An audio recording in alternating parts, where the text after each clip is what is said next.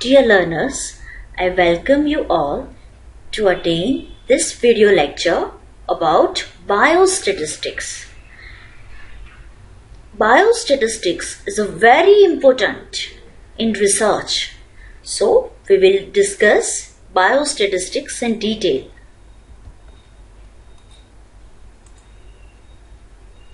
These are the learning outcomes. After attending this lecture, you will be able to define statistics, biostatistics, and need of biostatistics. You will be able to explain the sampling and sample size, and you will be able to understand the applications of biostatistics. So we will see in detail from the definitions. So first the definition. First we will see what is statistic. What is this word suggest? What is statistics? So it is a science of compiling, classifying and tabulating numerical data.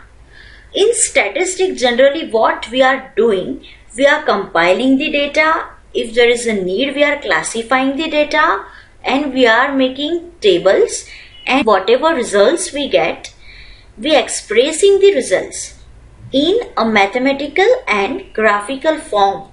So this is statistic. Now what is biostatistic? So it is that branch of statistic that concern with the mathematical facts and data related to biological events. So this is what biostatistic. It related to biological events. We will study why there is a need of biostatistics, what are the applications and what are the simple procedures.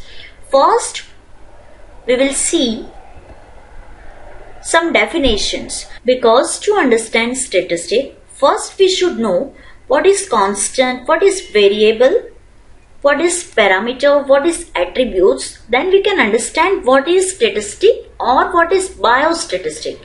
So what is constant? Means a quantities that do not vary. Constant. For example, if we are talking about biostatistic, means there is a mean, standard deviation. So this kind of parameters are considered that a constant for a population. So that is constant. Now what is variable? So it is a characteristic which takes different values for different person, place or thing. Means it can be vary. For example, if you are talking about people, or you can say population, then you can say height, weight, blood pressure, that come under variable. It can be changed. Then parameter. So what is parameter? So it is a constant that describe a population. For example, in your college there are 40% girls. Means that 40% girls is a parameter and it is constant. So that 40% girls describe a parameter.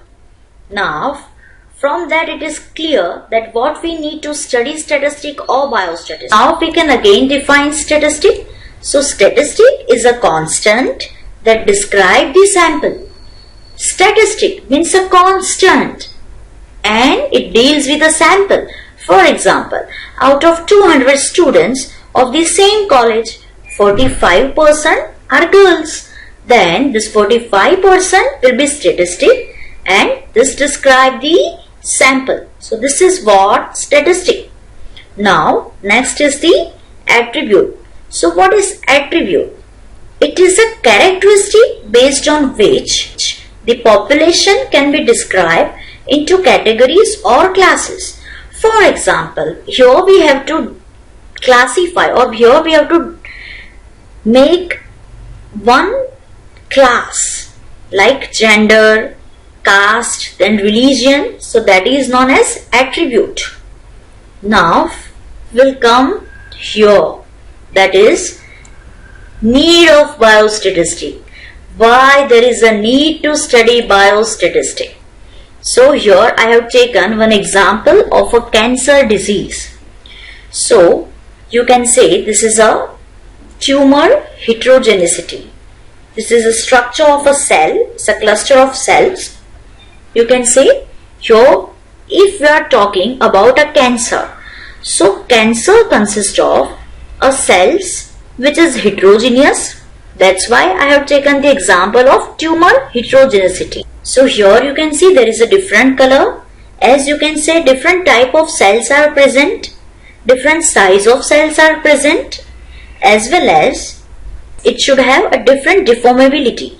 Means one cell is stiff but one cell is soft. So how we include the biostatistic over here in the tumor heterogeneity. So to identify the number of subpopulation, we require the statistic.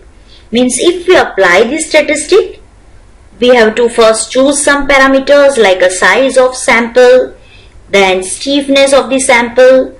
So we can classify or we can identify the different type of cell like this. Here there are 4 type of cell. We can see that. So it is done by biostatistic.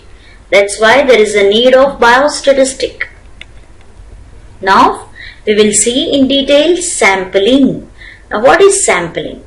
So for sampling, it's very clear. We require 2 things.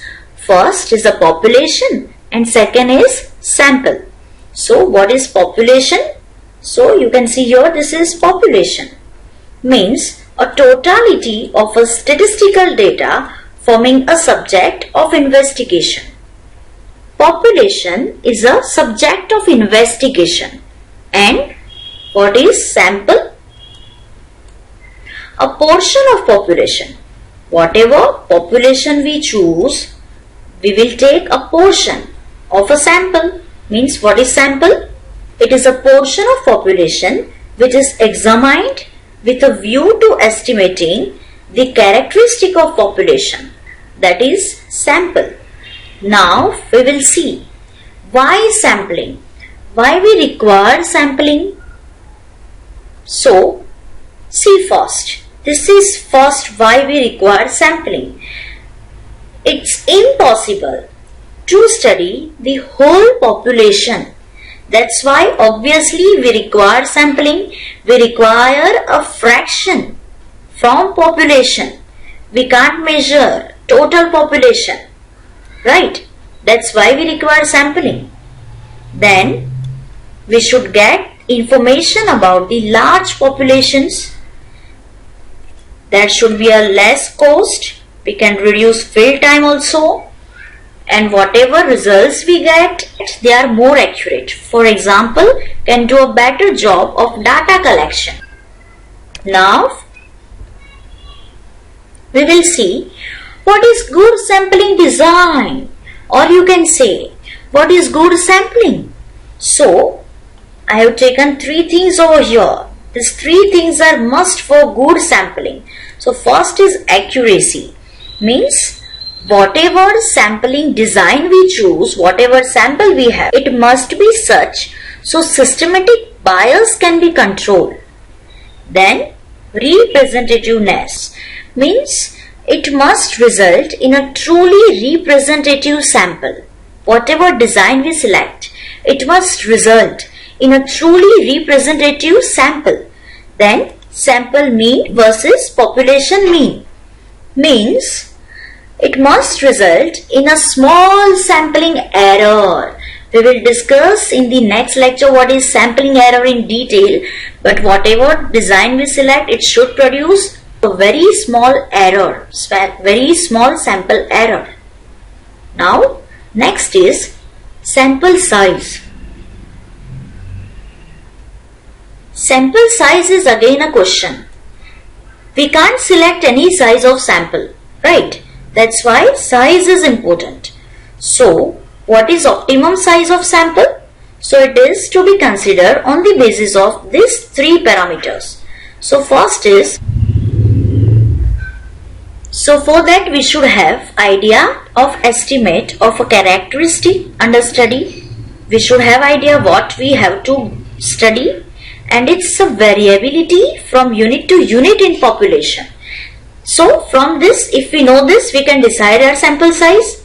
After that, we should have knowledge about the precision of estimate of characteristic, right? Then the probability level within which the desired precision is to be maintained. So these all factors we should know before selecting the sample size. Now we will move towards factors affecting sample size. So which factors can affect? So first is the nature of universe. Now what is the nature of universe? Means universe may be either homogeneous or heterogeneous.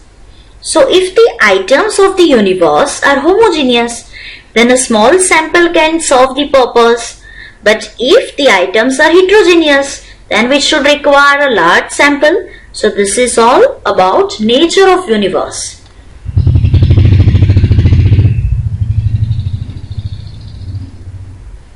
Now the next is number of classes proposed. Means what?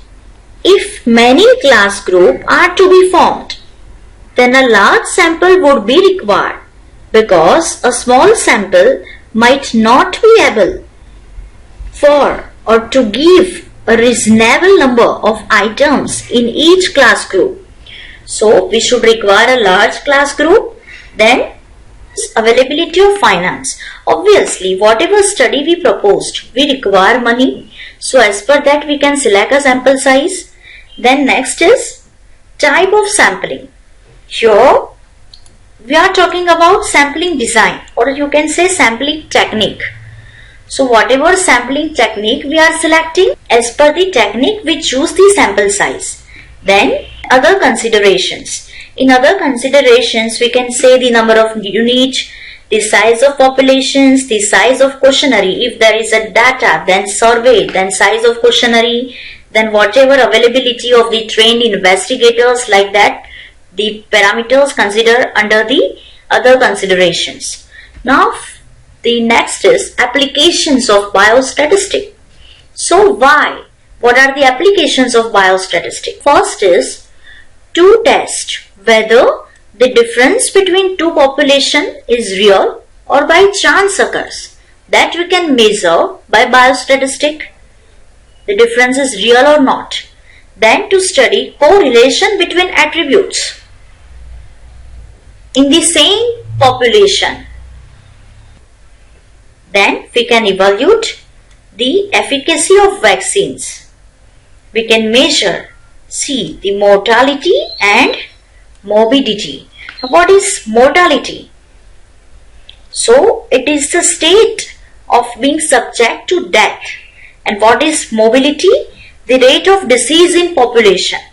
Then to evaluate the achievements and fix the priorities of public health programs. Means we can evaluate the achievements of public health program, or we can fix the priorities of the parameters. What we can select means which kind of parameter we are going to use to measure the public health. Then to help promote health legislation and create administrative standards for the health, for oral health. So these are the applications of biostatistics. Thank you, dear learners, to attend this session. If you have any doubt, you can email me on this email ID. If you have any doubt, you can contact me on this number. You can WhatsApp me on this number.